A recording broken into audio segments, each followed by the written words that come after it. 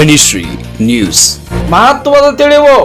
ಕಾಳಿ ಸೇತುವೆ ಗೋವಾ ಮತ್ತು ಕಾರವಾರನ್ನು ಸಂಪರ್ಕಿಸುವ ಸೇತುವೆ ಇಂದು ರಾತ್ರಿ 1:30 ಸುಮಾರಿಗೆ ಕುಸಿದಿದೆ.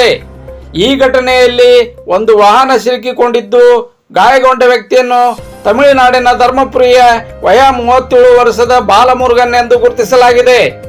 ಅವರನ್ನು ಆಸ್ಪತ್ರೆಗೆ ದಾಖಲಿಸಲಾಗಿದ್ದು ಹಾಗೂ ಅವರು ಸುರಕ್ಷಿತವಾಗಿದ್ದಾರೆ ಎಂದು ತಿಳಿದು ಬಂದಿದೆ. ಸಾರ್ವಜನಿಕರು ಅಗತ್ಯ ಮುನ್ನೆಚ್ಚರಿಕೆ ತೆಗೆದುಕೊಳ್ಳಲು ಮತ್ತು ಸಾಧ್ಯವಾದರೆ ಈ ಪ್ರದೇಶವನ್ನು ತಪ್ಪಿಸಿಕೊಳ್ಳಲು ನಾವು ವಿನಂತಿಸುತ್ತೇವೆ. ಕಾರ್ಯಾಚರಣೆಗಾಗಿ ಸಂಬಂಧಿಸಿದ ಅಧಿಕಾರಿಗಳಿಗೆ ಮಾಹಿತಿ ನೀಡಲಾಗಿದೆ.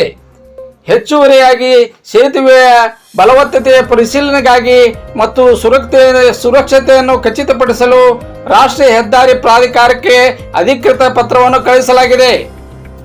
ಸುರಕ್ಷಿತವಾಗಿರಿ ಮತ್ತು ಹೆಚ್ಚಿನ ಮಾಹಿತಿಗಾಗಿ ಅಧಿಕೃತ ಅಪ್ಡೇಟ್ಗಳನ್ನು ಅನುಸರಿಸಿ. ಧನಿಶ್ರೀ ನ್ಯೂಸ್.